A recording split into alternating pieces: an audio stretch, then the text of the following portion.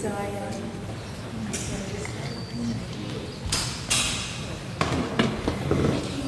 know, there is something really special about the English language, and I guess I can say that because I'm English speaking and I don't know the other languages, although I'm fluent in Afrikaans, which comes from Dutch, which is the newest child of Sanskrit. I don't know if any of you know that. Afrikaans is the newest child of Sanskrit. Dutch comes from Sanskrit. But I know that in Afrikaans it doesn't work. In English it works, where you also have the phonetic language. I would really encourage you guys today, those of you that are desperate to take notes, just let it go. Because everything is going to be on the website and these recordings will be made, and there's far more to gain by just letting go of the mental a little bit. And really taking notes is about, I'm going to have the experience later.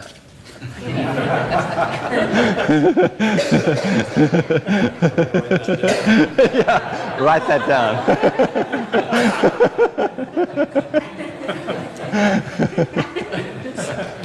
And it's really, we really want to catch it, you know. There it is! No, there it is. If I just remember that, everything will be fine. Right? The English language is unusual in that it has this different level to it, the phonetics. A language inside the language. And some call it the language of the birds, or the angel language, or the language of the bards, in which the speaking is not for the mental body. And so the way we normally approach language, whether we realize it or not, is we approach language mentally. That's why we write things down, because to us it's a mental thing. We don't see language as a sound, as purely just a vibration, different sounds. And we don't listen to the sounds, we try and understand them. And so we behave as if in the beginning we began communicating like this. Right? Actually, we began communicating making sounds. And we listened to those sounds. And those sounds, so for example, a word like beautiful. When we hear the word beautiful, we immediately analyze it. We don't even realize we're doing that. And we say, oh, it's an appreciation for form, whatever. We'll give it but actually, if you listen to the word beautiful, it says, be you till full. Beautiful, right? And when you get that, there's an opening, right? And it's a feeling. It's the vibrational opening. But what happens is the mental body says, what other words do that? Forget about the opening. Forget about this experience. Let's go here immediately and make a list of all words that do that, right? Like if you take the word media, right? Don't pay any attention to you. Pay attention to media. All right? Who's saying that? The media says, pay attention to media. So what is that about? So the language will tell us lots of things. And once we start tuning in, because it's about approaching language differently. It's about listening to what is being said. Hearing actually the sounds. It's all in the sounds. And so it's the language of the birds or the language of the bards. And I don't know any other language except Afrikaans well enough to know whether that happens in any other language. And I think that's why they're taking so long to translate my book into other languages. Because how can you communicate upset and setup? A setup is an upset, is it right? How do compassion come pass on? You know, how is this communicated in other languages? I'm interested to see, right? So there is something strange about the English language in that respect, is that it contains evidence of an intelligence underlying, and actually an intelligence that has a sense of humor, right? And even the word humor tells you what humor is, because the more you're yourself, the more you laugh. Humor, your humor, right? It's all in this, the speaking of the language. So I've always loved wordplay for that reason, because it makes me go, wow, wow. And I like that feeling, to be opened up. Right? And I'm very irreverent with the English language. I don't care for spelling too much. Right? Although spells are very useful.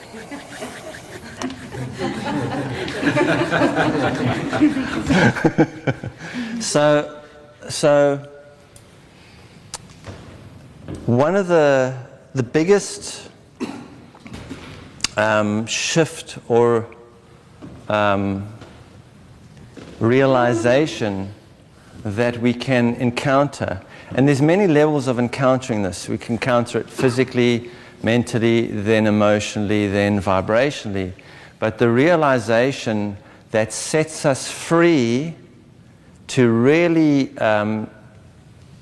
fully participate in our experience. Because this is not about, none of this work is about perfection. It's about participation at the deepest level in our collective experience and in our own individual experience. And I probably don't even need this. And the point at which that really takes place is when I accept my experience as valid, right? Which is completely contrary to anything the world is saying. The world does not say the experience we're having right now is valid. Our experience is not, and for us, when we have emotional imprinting that is deeply uncomfortable, and it has caused us to enter an experience that is reflecting that discomfort, and we live in a story about the discomfort, it's almost offensive when someone comes up and says, this is supposed to be happening. They're like, what do you mean? When we're in a victim and victor, because when we're in this area of our energy, we're in victim mentality. And then as we start doing some work, we go into victor mentality, right? This is like, I can't, everybody's against me, nobody likes me, it's a hard world, and I'm going to show you. I'll show you what this is about, right? And then we go from victor to vehicle, and then we go to void. And it's the same, the resonances are complaint. When the energy is coming out here, it's always about complaint. Here, it's about competition. Here, it's about compassion. And here, it's about completion. Right? So those are the movements up. And it's actually the movement up from the physical, through the mental, through the emotional, into the vibrational. It's this movement up, right? So for when we're in this place, it's very hard for us because we don't have any connection with the causal point of our experience. It's very hard for us to realize that our experience is valid. It's very hard because all our religions, all of them, tell us we're not supposed to be having the experience we're having now.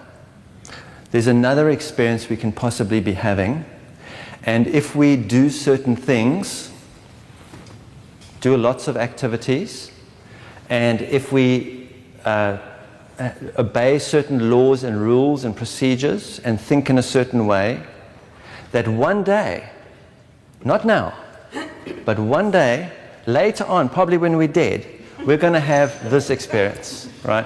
And along the way, if we can just give some money, it'll be helpful to get us there, right? and also apologize for being here. Right? And that's a lot of religion is based on that, right? And also many of our spiritual, so-called spiritual paths are actually made up of people that rejected the religion and went and recreated it in a different form. Because what the spiritual path says, there's a place called Nirvana. And it's so groovy. If you just do certain things, you can go there. You can have a samadhi experience. This one is not good enough. Have another one, right? And so what we do is we do these practices to try and get somewhere else, right? So Eckhart Tolle wrote The Power of Now, and most of us could write The Power of Elsewhere. Because it's our natural, it's even us as a child, right? A child is born into a world of doers who do things. A doing world is this world here. This is the doer world. And so the resonance of being, not even a being, but of being, which is what our authentic vibration is not seen. It can't be seen by a doer. A doer has no point of reference for the value of being at all. It doesn't even show up, right? And so a child is very seldom seen. Maybe seen for a little while until it's old enough to do stuff. And the moment it's old enough to, now you're going to do stuff, and now the doing becomes of value, right? And the experience that we're supposed to have is in, this is what you're supposed to do to accomplish this. Once that happens, the experience we're having is invalidated. And the journey of opening of this portal is only possible when we accept that our experience in each moment is valid, right? So even the idea of present moment awareness, we tend to assume it's an experience other than the one I'm having. If I do enough breathing, I'm going to have a present moment awareness experience. I happen to be angry right now, and I'm not going to be present with that. That's not a present moment awareness experience. The present moment awareness experience I want is peace, is actually, and what peace is to us when we're in this place isn't actually peace.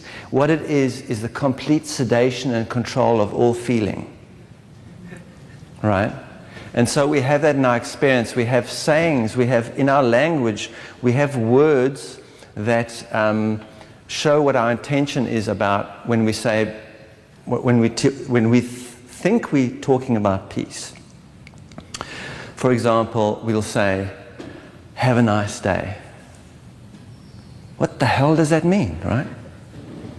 I feel fine. These are words that have no meaning, right? If we say have a nice day, when you get off the airplane, they go, bye-bye, have a nice day, bye-bye, have a nice day, right? Bye-bye, have a nice day. What's really being said is, bye-bye, have a day in which you feel nothing, right? And if you've had a day in which there's been no impact coming through from there, and people say, how are you doing? Oh, I'm having a nice day. Because, I feel nothing, right? Because the moment I started to actually feel something, I actually managed to get some medication for that, right? And the majority of our pharmaceuticals, the way a pharmaceutical works, majority of them, is it puts a block right there. And we have many different pharmaceuticals, chemicals designed to make blocks so that we can't feel what's going on in the emotional realm. So if I feel what I call depressed, right? And depression is, what is depression? It's when I am so angry that I just have I can't do anything with my anger. I can't externalize it, right? So what do is I push it down. A depression in the earth is to push the earth down, right? A depression. So I push it down. And because anger is all about movement, I'm now paralyzed, right? And it's a horrible feeling. So what do? That feeling caused by that, I can take something, and then now I can function because I'm completely unaware, right? We find many ways, even activities, all sorts of activities, to put a block on here.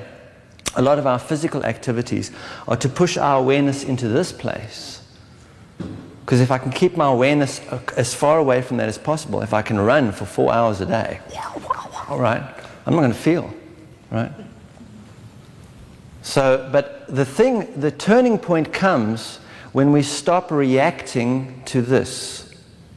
Because this is the key. This part of our experience, I call this area the gate. This is the gateway. And in this area there are 3 guardians to the portal. Fear, anger, and grief. Fear, anger, and grief. And they are 3 specific resonances, and they are related to these 3 sections. Fear is primarily about the physical. It's about being physically hurt, or about its basis of fear is I'm going to die. Right? So that's the fear. So let's look at fear for an instant, right? There's something that you can't deny. None of you can deny it in this room, right? And if you just sit with it for a moment, only other people die. Okay, now we dealt with that one, right? So it's true. There's not one of you that can say otherwise. Only other people die. It's a reality that the mental body can't handle, but it's a truth. Right? Also, you can't remember not being alive. I don't care how old you think you are, but there's no memory of not being alive available to you. It's just not available. So put that in your pipe and smoke it, right? Anger, right, is about the mental body. Revenge is a plot, right? Grief is directly related to the emotional body. Now remember last night we said we move in through our experience like this. We go from the emotional through the mental, through the physical. You've heard of the angry teenagers, right? Right? The fearful adults, right? And that's the heartbroken children, right? So it's as we come through the first 7 years grief, the next 7 years anger, the next 7 years, by the time we're adults we're just petrified of everything. Right? And those are the resonances, but those resonances, those are very powerful resonances, because what many of us have done emotional work, but the intent is all important. The intent is all important. If we approach any of this with the intent to get rid of it, to stop it, to invalidate it, then we get stuck. Because every aspect of it is extremely valuable. The fear is the first step. We have a saying, fear is the key. And fear is the key. Fear is the key to the door of the heart. And the heart determines who enters the heart. Not the mental body, the heart does. It's being facilitated from here. And those that are not yet ready to enter the heart will feel fear when they even think about this work. Even go anywhere near it? No. And what you'll find, and the presence process is written in that way. There's 2 places where people stop in the presence process. The one is before session 1. They read all the way up to session 1 and go, whoops, no, you know what? I have something else that I'm going to go and do, right? The other place is session 6, right? Just before session 7. You're in session 6 and it's going well, and suddenly 3 weeks went by and I never looked at that book. I haven't done my process for 3 weeks, right? What was that about, right?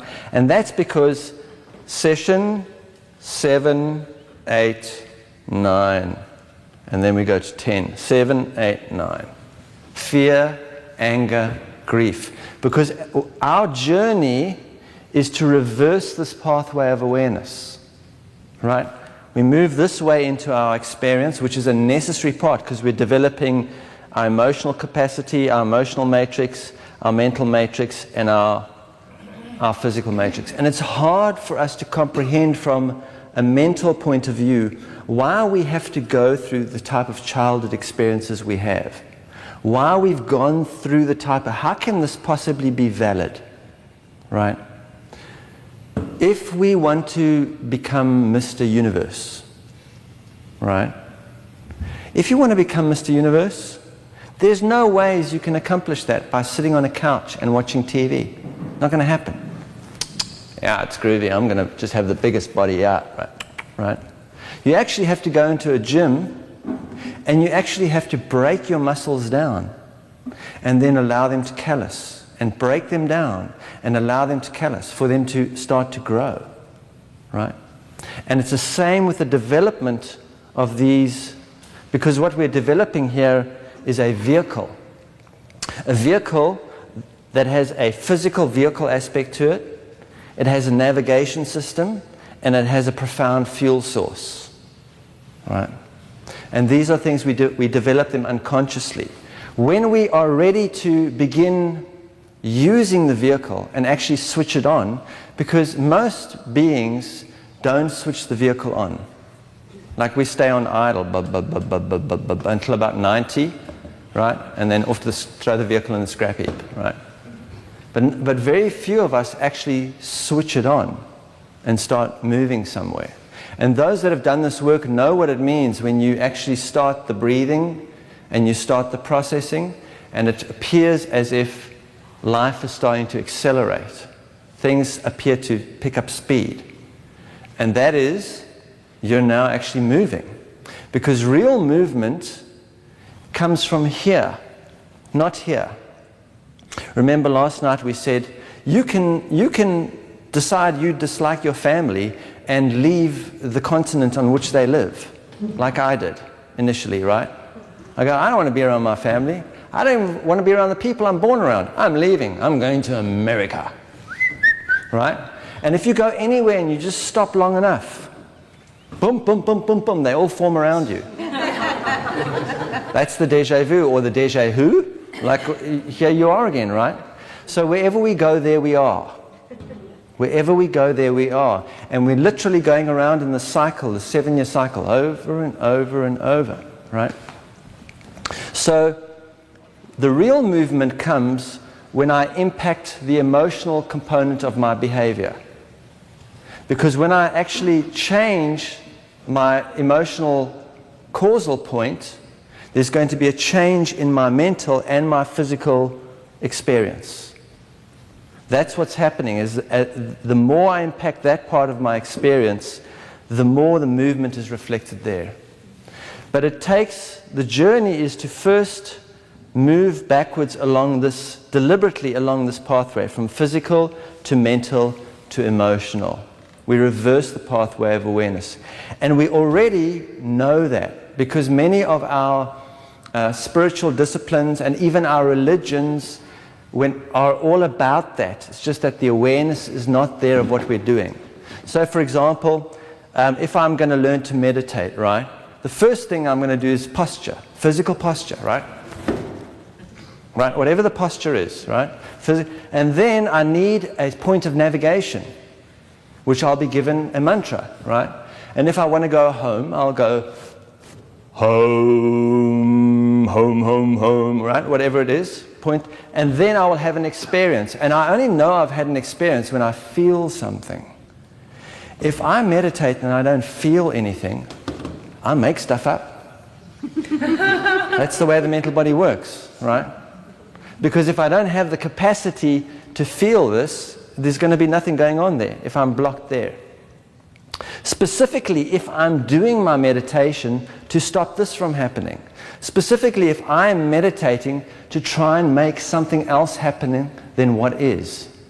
There's two types of meditation. Only two. The one that denies this, in other words, I'm trying to get to nirvana.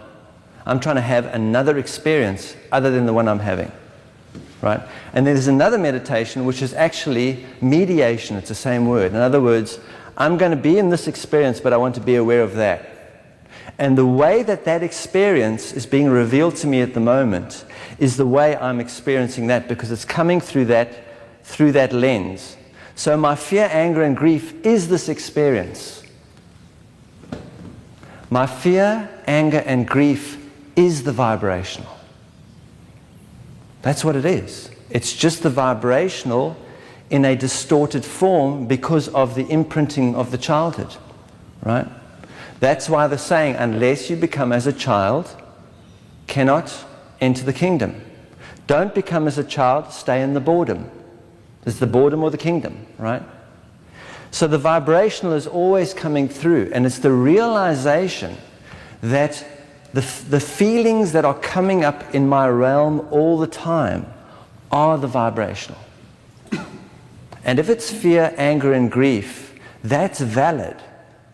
That's valid. And so the first step is to physically enter the body, because we're going to go backwards along the pathway. The first step is to physically enter the body. And most of us do not live in the body. We pop in, do a little maintenance, leave, right? We might almost have a car accident and pop in for a while, and then we feel our heart beating, and we think we're having a heart attack. I often get emails from people who start breathing and they go, my heart's like doing weird things. It's called beating.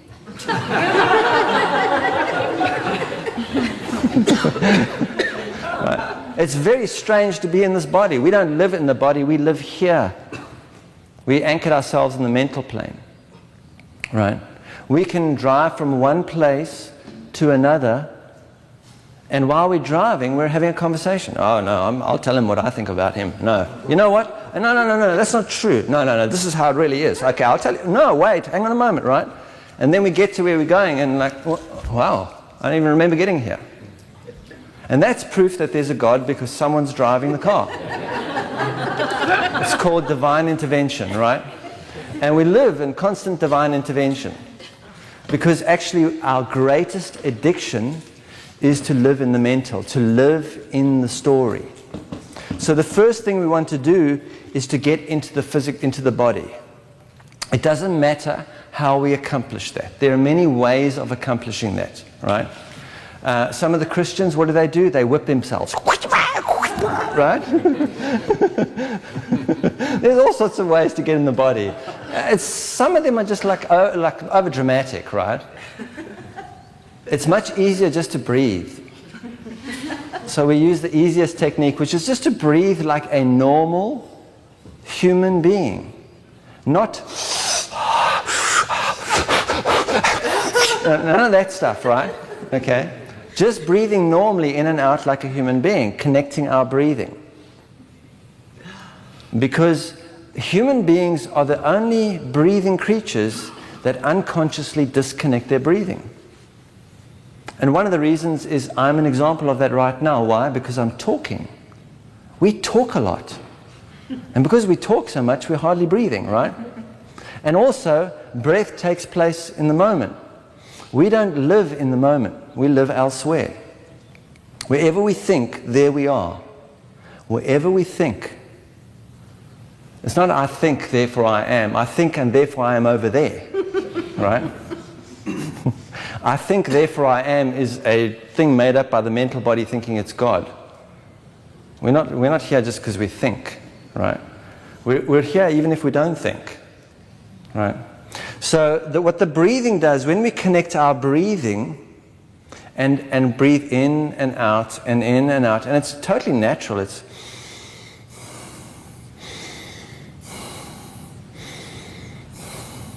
just loud enough so we can hear ourselves, in a smooth rhythm, so the in-breath and the out-breath is just in a tempo, and the in-breath and the out-breath are connected to each other.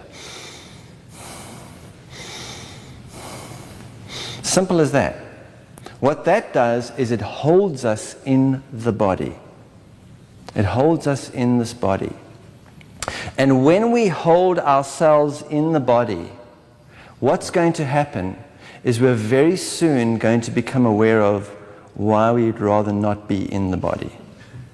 In other words, what's going to happen as we stay in the body, in our physical body, our awareness will gradually move towards here, towards the causal point. We're holding ourselves, because the body is a profound vehicle. not only is the body always present, the body lives in the now. But what makes it such a beautiful vehicle is not only does it live in the now, but it's also a symptom. And a symptom means some time. Symptom, some time. The body will show us immediately where the condition of the emotional body, right? If there's things I can't stomach, I have problems with my stomach, right? If I can't stop hating, I have constipating, right? So whatever it is, the body will always show what's going on, whether we're prepared to realize it or not. So by coming into the body, we are going to come into the moment. We're also going to bring ourselves into the awareness of what's really going on with us. And it's at that point that it's really important we adjust our perception of what compassion is. And because if we don't adjust that perception, we will resort to our primary addiction, self-medication. Self-medication in whatever way. I want to feel better no matter what. Right? I want to feel better no matter what. So what happens is if I'm sitting and breathing and doing my 15-minute breathing, and it doesn't even have to be breathing, it can be any practice that holds me in the moment.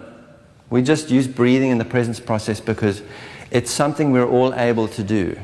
If we weren't, we wouldn't be here, right? It's just a natural thing. Any practice that holds me in my body is going to cause discomfort to arise in my awareness. It's going to cause some level of discomfort. That discomfort is going to be initially a physical reflection, because we're physically transfixed. It's going to be a physical reflection of what's going on there. And what will happen is we'll know this discomfort will be tied up with this. These two are very tied up in our experience. They're like buddies, right? In other words, the discomfort will come up and we'll tell a story. There will be a story attached to it. If we believe the story, we will take physical action to stop the discomfort. These two team up against this one right here, right? So when the discomfort comes up, it's really important to change our perception of compassion, right? Now, our perception of compassion when we live in this place is to help people. We like to help people. We're very, very helpful, right? And what we do really is we go around. Helping is really about going around and stamping out the reflection of my discomfort in the world, right? And it's like also going around and giving vices out to people, right? Try this vice. It's called advice, unwarranted advice, right? Helping is destructive. And we don't realize it because helping is interference. Helping is based on the premise that your experience is not supposed to be happening. And I can only act in that way because I believe my experience is not supposed to be happening. And in fact, I believe I know what experience you should be having. And it's the experience that I want to have, but I'm not having. Right? And so when we go around helping, you'll notice how much interference. For example, we have peace organizations that go around the globe helping people. And you go and look at the places that have been helped. They never stand back up on their own 2 feet. They don't have the capacity. Because helping is to go around handing out fish without any rods or hooks or anything. Just hand out the fish, right? So the thing about it is to transform our awareness of what compassion is. Because helping is a doing. Compassion has no doing to it at all. There is no doing in the resonance of compassion. In other words, doing, when I'm speaking about doing in this work, I'm not talking about activity. Because life is full of activity. The nature of life is that there's momentum, right? In every moment there is momentum. If you look out in the world, there's momentum. So wherever there's life, there is momentum. But there's two types of momentum going on in this world. There's momentum that is based on trying to change what's going on, completely invalidating it, and trying to make something else happen. And there's a momentum that is based on expressing life. They're very different. They can look the same, but they're coming. The one comes from here, the one is reacting to this. Right? So the help is a momentum, it's a doing in which I'm trying to change things so that I feel better about what's going on. Try and change things about myself, or get other people to change things about what's going on with them so I feel better. And that doing is called interference, because it's entering fear, to go into fear. That's what interference is. Compassion has nothing to do with doing.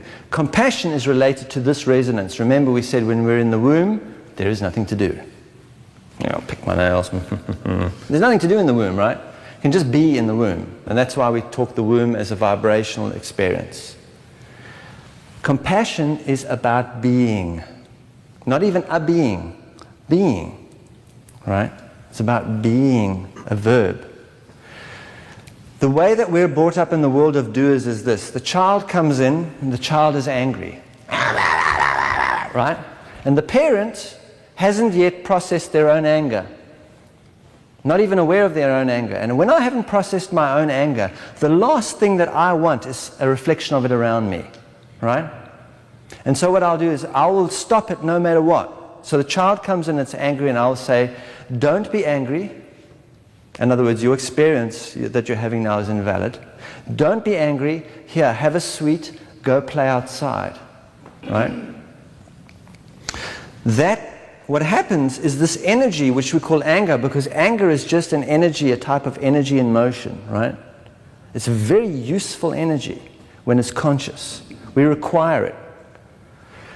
That anger is moving along in the child, and the child gets stopped at that point. Boom! Don't be angry. So that goes into resistance, right? It stays in resistance. An aspect of that child's attention stays there because that resistance is so uncomfortable. The aspect of the child's attention stays on it, trying to figure out what to do about this. Because it's not finishing, and it's just, and especially anger has so much friction to it. It doesn't come to a point of completion, and then a sweet is added and it goes and plays outside. Well, that part of the child's awareness, attention, will not play again until that flow of energy is integrated. That's why as adults we lose all our playfulness, because most of our attention is going on in here. Most of our attention is going on there going, what happened and how can I stop this happening again? And then what happens is whenever an awareness of that comes up in the being's experience, what does it do? It puts something in its mouth and changes what it's doing and goes and does something else. Right? Completely negates the experience.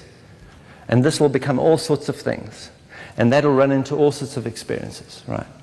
That is not helpful. It is not helpful to say to any human being, this is not supposed to be happening to you. I tell you what you need to do to feel better. Right? And the moment I've done that, to me, that is the only point of blasphemy.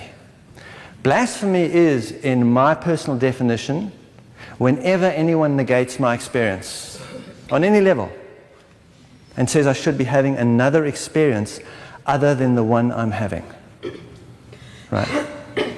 I'm more interested in a blessing for me. Bless for me, right? Instead of blasphemy, right? Bless what is happening to me because it's required. It may not be what I need and want, but it's required. If it wasn't required, it wouldn't be unfolding. That's hard for us to see. The difference between what we need and want and what we require is very simple to see. What we need and want is what we're driven to make happen. What we require is going to happen. It happens. It's placed at our feet. It's placed at our feet. It's given. But what we do, because we grow up in a world in which our experience is invalidated, every time what we require is given to us, we push it aside, we put something else in our mouth, and we go and do something else. And we completely invalidate our experience. And in that way, nothing ever happens. Nothing ever happens. That's real. We just keep living. What is our definition of a ghost, in our ghost stories? If you look at ghost stories, the ghost is this being who got, they got hitchhiking on the runway, right? And so when you see them, they're still hitchhiking. Every year come past, they're hitchhiking. They don't even know they're dead. They're hitchhiking, right? And you can go and say to them, you're dead. And they go, no, I'm trying to catch a lift, right? The ghost is the one who sees the teapot, who sees the cookie jar, over and over and over, and over and over, right? So really that puts a new light on raising ourselves from the dead. Can you twist on that, right?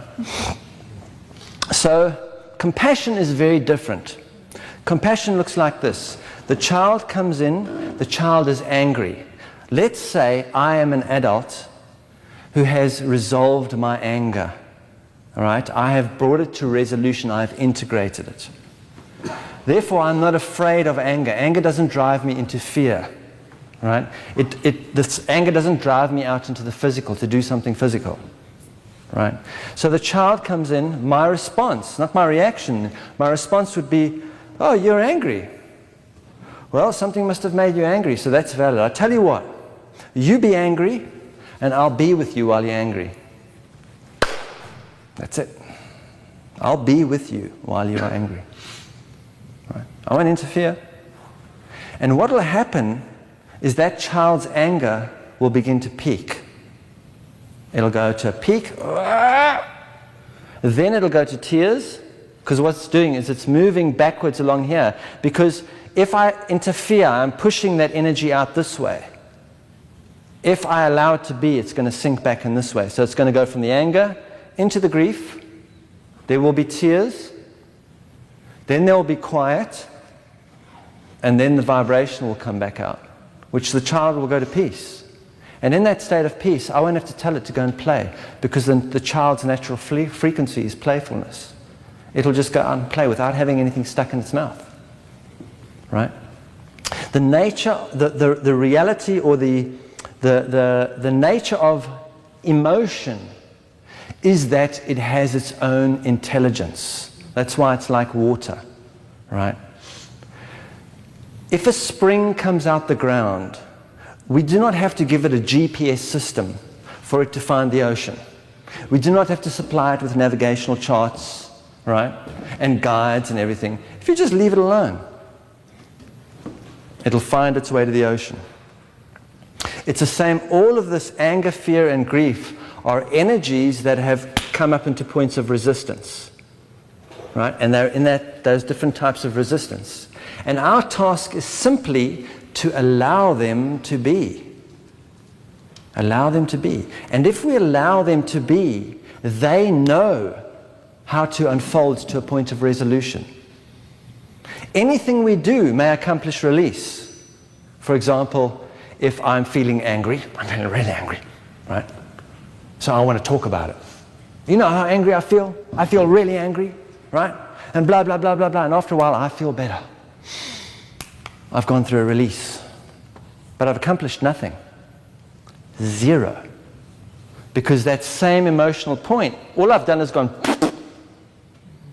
I've vomited the energy out into the world. Right? Resolution isn't about that. Resolution is about actually making an adjustment to the causal point. And what that requires is resolution.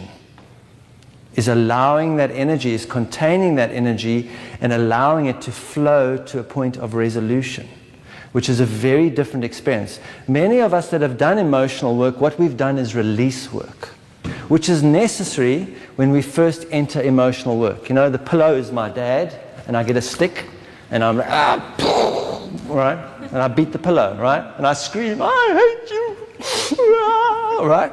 And I go through all that, and I feel much better afterwards. Wow, you feel much better after emotional release. Wow, whoa, all right? But actually nothing is accomplished. Nothing is accomplished. There is no resolution. Resolution is like a pressure cooker. A pressure cooker has to get to the right pressure before it will cook. If you keep taking the lid off, it never gets to the pressure required to cook the food. Whenever we do an emotional release, we're taking the lid off. We're just blowing off some steam, is what we call it. Blowing our top, right? We don't actually make any causal adjustment. And what alchemy is about, is entering, alchemy is when we take that base metal and we put it in the fire. And we do something really special to it. And then when it comes out, it's gold, right? And so it's the same for us. What we do in this work, what this work is about is stepping into the fire and sitting in the fire without doing anything about it, which goes completely against the grain of absolutely everything we have been taught to do. It goes completely against the grain of the entire movement of humanity. And that's what to be aware of that. This work of humanity is moving out, right? Everything, if you switch on a TV, everything about TV is about the experience you're having is not valid. This is another one you could have. This is a product that will give that to you. Your abs are not cool, right? Your politician sucks. Your political thing is wrong. Right? It's all about something else should be going on. The entire consciousness here is about that. So be aware when you enter alchemy, you're really turning around, and it's like swimming upstream. Right? I just have a question, see if I understand this. Do you mind? Sure. So is the flow then, usually, to get to the release, to get to resolution, I should say, fear, anger, grief, or the tears part? Well, the tears are not necessary, but we'll get to that, yeah. So it's definitely the first step is going to be, for anyone who gets into this work, is going to be fear. And underneath that is going to be the anger, and underneath that is going to be the grief. And they're all connected to each other, so they're not separate things. They're different frequencies of same energetic situations. And the thing is, this, going through the fear, anger, and the grief, this is food. This is food, right? And this is what's very hard for us to comprehend when we're physically transfixed. When we're physically transfixed, remember that these two are like big buddies, right? And they believe this is the only source of food you require. You only need mental and physical food. All I need to do is get the right vitamins and minerals out of my plate of food and read the right books. That's it. That's my nutrition, right? And those nutritions are valid, but if I go there for the nutrition I'm supposed to be getting from here and here, then I'm going to be out of integrity. Because there are certain vitamins and minerals that come from here, and there are vitamins and minerals that come from here, right? And so the vitamins and minerals that come from here are to sustain my physical vehicle. And to make sure, because it's very important to have a physical vehicle that can contain this. This is the whole thing, is can I bring this into this physical vehicle, right? So it's not about getting away from this body, it's not about checking out, it's about checking in, right? It's not about getting out of it, it's about getting into it. So there's certain, and here's a whole garden here of food growing, and that is for this. The physical world will provide physical sustenance for the physical vehicle. That's its job, right? The mental world can do the same. Books can inspire us. They can inspire us. We receive inspiration. And inspiration means, it really means going in to inspire, a spiral inwards. Inspiration inspires us to enter this experience, to awaken to that. And we can, all sorts of food are in the mental. The emotional food is also very important. If I don't get my emotional sustenance, I can't say no when I mean no. I say no when I mean yes, and yes when I mean no. I don't have the capacity to speak my truth. I don't have the strength. And there's all sorts of things. So it's very hard for us to see, for example, how the emotional imprint is impacting our lives. So let's take a look at that, because it's hidden from our awareness. our point of perception when we're physically transfixed beings, when we're in the state of hypnosis, is that we look outside, but we don't have much insight, right? And so this work is about reawakening the insight, those eyes. So let's look at it. These are all really important. The fear must be digested. When I'm being with my fear, when the fear comes up, and I allow myself to be with it, like being with a child, what that is a process of digestion. And where our struggle is because we cannot stomach the resonances of our fear, anger, and grief. So it's indigestible to us because we've been programmed to believe that when those states arise, something is wrong and we must stop them and run from them. But what we really want to do is digest them. So the fear, anger, and the grief. So let's look at our lives. Where are these states? Because we can't see them inside of us fully. We don't have the insight. So let's look outside. Anywhere in my life where I'm incapable of deciding, I'm indecisive, I can't decide. That's my fear. Right? Because while I have the resonance of fear in my emotional body, whenever anything comes up to reflect that, I run. I energetically run away from it. Anything that brings an awareness of that fear, I run from it. And no one can be discerning when they're running. No one can make choices, appropriate choices, responses, in a running mode. We're just trying to get away, right? So whenever that fear comes up, I run. And the way that I run is I can't decide. I can't make a choice. You can't nail me down. I'm just going to go, oh yeah, but on that big decision, no, I just really don't know. I'll just, so that's where the fear is hidden, right? That's a manifestation of the fear.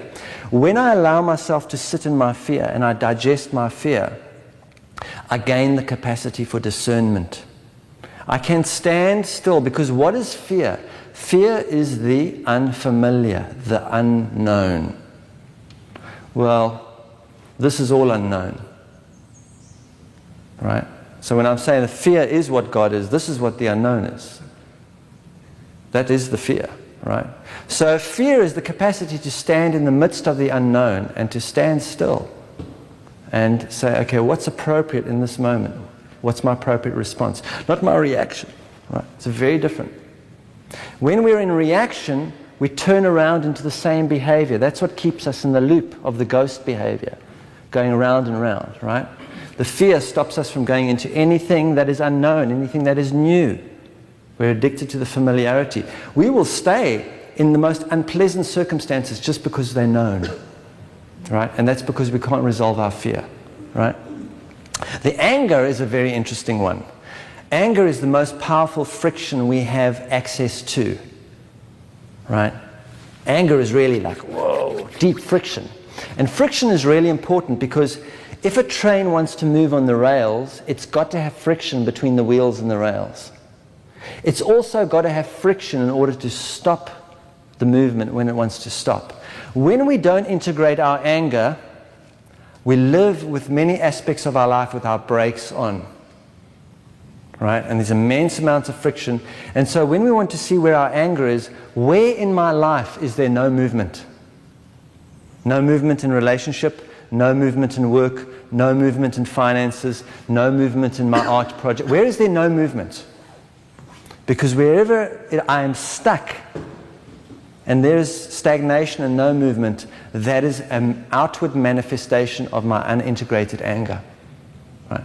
Only when I sit in my anger and I be with it, without interfering, without going back into the fear about it, but be in that anger. And what is anger but a massive amount of energy that feels overwhelming to me? It's just a massive amount of energy, right? And that's why I try and stop it. And if it happens to me too often, I freak out. I freak out. It's, don't do that to me! Right? Too much energy, right? Well, actually, this is a massive amount of energy, right? It's a massive amount.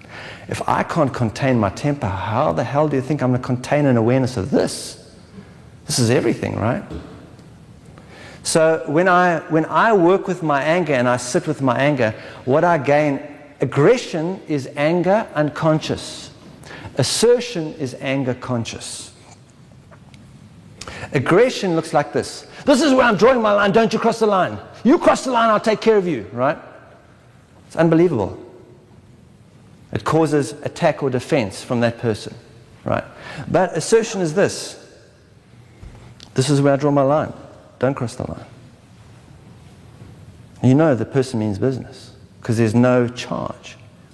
You can't, in this world, it's very important to learn how to assert ourselves because assertion, anger is movement.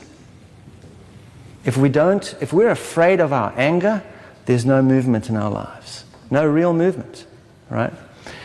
This grief, where is our grief? Our grief is in this place. I'm going to have nothing to do with that. Don't even talk about that. I'm not going to deal with that. That's got none of my business. I'm not dealing with that. Anything to do with that stuff, right? That's where the grief is. Right? Because grief, the places where I fall over when I feel deeply. Right? Until I integrate my grief, until I can sit in the resonance of grief and be there without stopping it or declaring it invalid, I'm unable to feel deeply without falling over. I'm able to feel deeply. You want to know how deep this is? It's very deep. Right? Very, very deep. To feel the depth of that without falling over requires integrating the grief. Now, the challenge we have, especially in a country like this, because we live here in the angriest country in the world, probably the most angriest country in the world. We just don't realize it. Because in this country, we export our anger overseas. Right? It's not happening here. We're peaceful people, right? But you can notice the relationship with anger in this country. You can test this out. You are allowed to be very afraid here. In fact, be very, very afraid, right? In other words, if we can keep you in fear, you cannot discern anything. You cannot make any choices that are appropriate for you. You just keep running into hiding, right? So the fear is very open. In fact, we call it the war on terror. The war on terror is actually not a war on something over there. It's a war on here. We just don't realize that, right? Because when people are terrified, well, boom, they'll do whatever they're told, right? You're allowed to be as sad as you want. In fact, there's an entire pharmaceutical kingdom ready to serve your every sad wish, right? And if you just watch TV, you will see, oh, I used to be so sad. No, I'm not sad anymore. I'm having a nice day now because I took, whatever it is I took, blah, blah, blah, X, L, Y, Z. They always put X, L, Y's and Z's in the name because it looks kind of fancy, right? So I took Lactose, right? Yes, my legs are now shaking. I've got a bleeding stomach, right? I've lost my hearing, right? I can't see very well anymore. But you know what? I feel fine. Right? So you can be as sad as you want, right? But you are not allowed to be angry. You are not allowed to be angry. The last thing we want is any movement out of you. Right? It's the last. We'd rather you just stay really, because once you push the anger down, that's called depression. Right? Paralysis.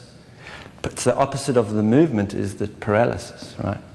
And you can try this out. I mean, if you don't believe me, try it out. Go into an airport, right?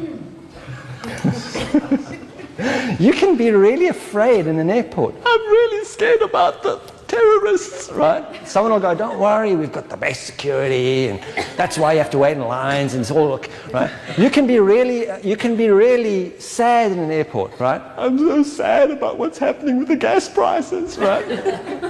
Don't worry, here's a tablet, But if you go into an airport and start getting angry, you'll be lucky if you get out alive. Right? Anger really is where it's at.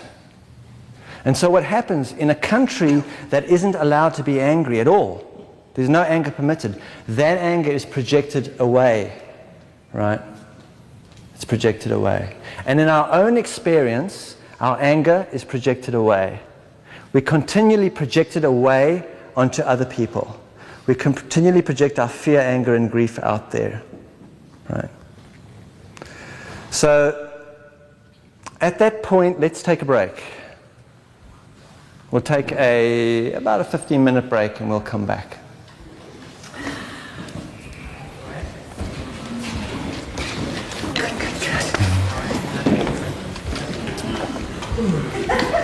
Michael, you're talking about sitting in the fire of alchemy. Yes. I mean, I've experienced deep anger, grief, and fear. And I'm at a point in my life where I'm tired of it. Yes. What are you trying to do with it? Well, it initially gave me great insights into Yes. my life, and also it took away this indecisiveness. Yes. But now it doesn't do anything for me. It's just like you say, a release. It's not a transformation like in alchemy where you're Right, talking about this right, fire. What right. is this fire? Well, we'll now move into that on our next section. We'll take a closer look at that. Right. Okay. And the second question that came to me is, in this society, it's very, very hard to work on these things. Like the last place to go is to a psychotherapist. Well, you're not supposed to. You can't work on it with anybody. If you're working on it with anybody, then you're in the wrong place. Well, you said, I'll let, that child was angry. Yes. You can be angry. I will be with you. Yeah, but I'm giving that as an example. That's actually the child is you. Yeah, but The child is you. Do you understand that? It's not that an outer child. if I do it alone, Yes. I get more and more and more depressed. Yes. Well, you'll probably find because it's the story you're telling yourself. You've got to get out the story. Get out of the story. Get out of the story. And that's what we're going to look at now. The problem why you can't get out of it is because you're staying here. You've got to get out the story. While you stay in the story, there is no movement. See, the anger, there's no movement there. Right? And once you can start letting go of the story, and actually, we'll talk about it. Thank you. Okay, you're welcome.